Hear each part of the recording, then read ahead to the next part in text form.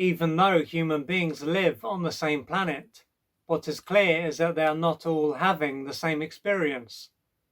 Not only are there going to be different experiences that some people have in one country and some have in another, but there will be differences that people experience in the same country.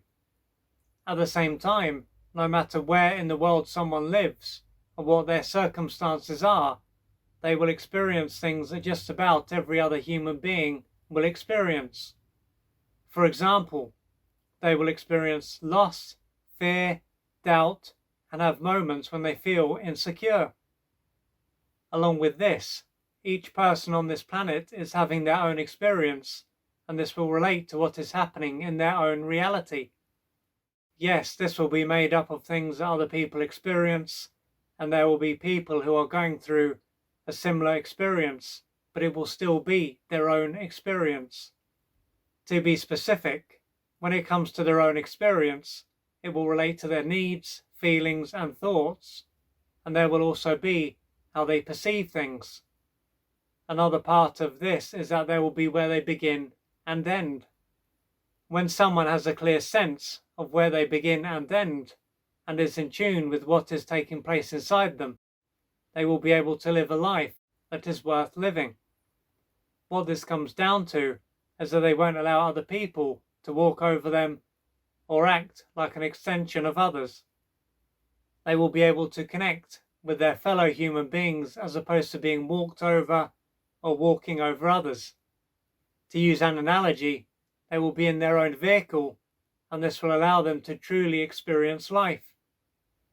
When someone doesn't have a clear sense of where they begin and end, and where others begin and end, and is not in tune with what is taking place inside them, they won't be able to live a life that is worth living.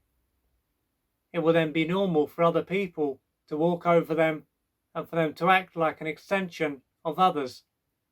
They won't truly be able to connect to their fellow human beings, as they will be estranged from themselves.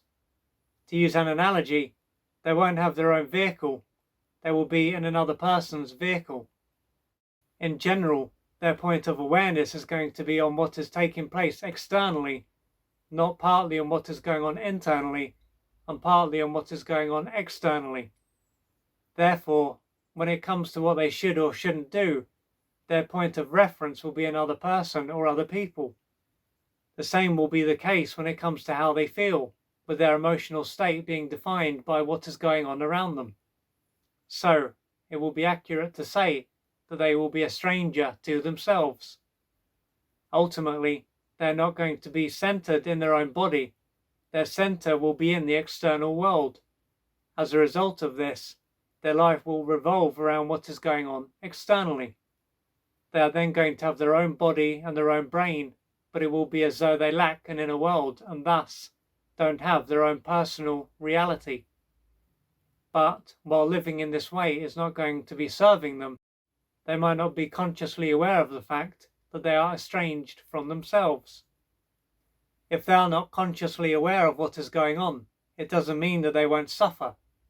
For example, there could be moments when they feel very low and depressed, and even feel suicidal. Their true self will have been covered up, and they will need to reconnect to who they really are and live their own life in order for this to change.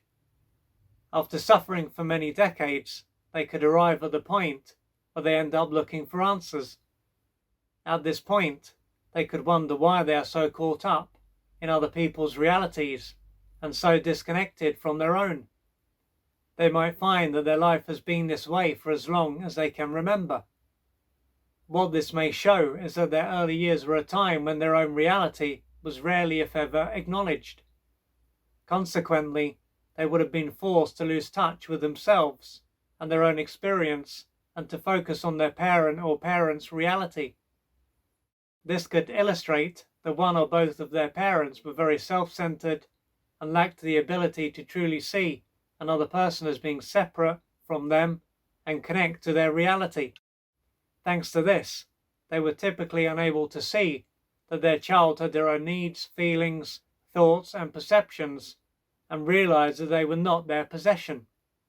most likely one or both of their parents were also brought up in the same way. But instead of becoming someone who acted like an extension of others, at least one of them ended up seeing other people as an extension of themselves, which will show that they were developmentally stunted. In a way, it will be as though their true self has been squashed, and now that they are an adult, they will gradually be unsquashing themselves and expanding to their real size.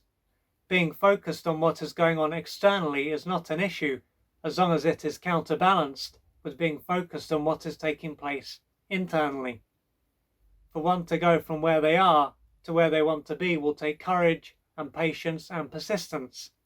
They were conditioned to be this way at a key stage of their life, and it was a way for them to survive. So it is to be expected that going down this path will make them feel uncomfortable, and that it will take time for their life to change.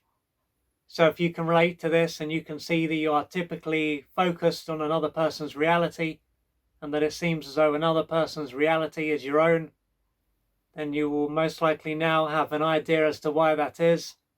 It will be due to what took place during your early years, and because your personal reality was rarely, if ever, acknowledged and validated, you ended up disconnecting from yourself and being super focused on one or both of your parents' reality, their experience, and this would have allowed you to survive.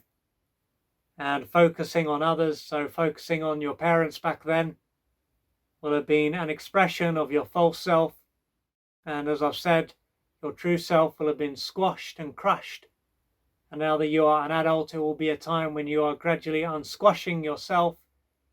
I'm not sure if that is even a word, but it certainly fits. And you will be going to your real size. You will be expanding, you will be growing. And as I've said, this will take courage, patience, and persistence. And you may need to reach out for external support during this time to do this. But the main thing is that you don't give up on yourself, and you do what you need to do to gradually change your life. If you'd like to find out more about the services that I offer, please go to www.oliverjrcooper.co.uk or email me at info@oliverjrcooper.co.uk, and I'm looking forward to assisting you on your journey.